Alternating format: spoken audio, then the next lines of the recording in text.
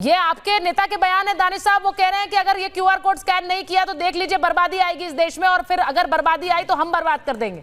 ये वाले बयान आ रहे हैं ओवैसी साहब के।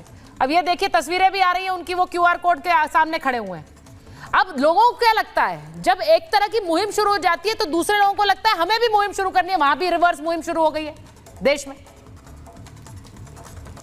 दानिश साहब देखिए सुचारिता, मेरी गुजारिश है आपसे कि मैं किसी के बीच में नहीं बोला और 23 मिनट तक मुसलसल सुन रहा हूँ। मेरी बात बहुत अच्छे से आ जाए, कोई भी बीच में इंटरप्ट ना करे। किसी को परेशानी हो तो मेरी बात खत्म हो जाने के बात करे।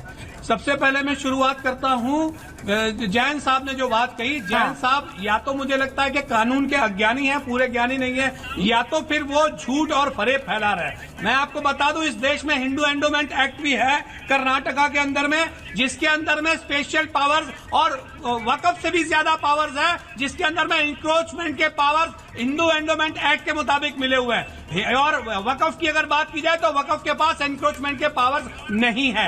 ये डिफरेंसेस है। इसलिए पूरे देश को जैन साहब जो गुमराह कर रहे हैं, मैं पूरे देश को ये बताना चाहता हूं कि ये जो जैन साहब है ये बिल्कुल झूठी और फरेबी बात कर रहे हैं। अगर आपको रिसर्च करना है तो हिंदू एंडोमेंट एक्ट जो है आप गूगल डालेंगे तो सारी चीजें निकल के आ जाएंगी। तो ये देश में फरेब फैलाने का काम सबसे पहले तो जो अधिवक्ता है इनको नहीं करना चाहिए, जो देश में अराजकता का वातावरण बनाने की कोशिश कर रहे हैं। दूसरे नंबर पे बात हम कह रहे हैं कि भाई बात आई है क्यूआर कोड की।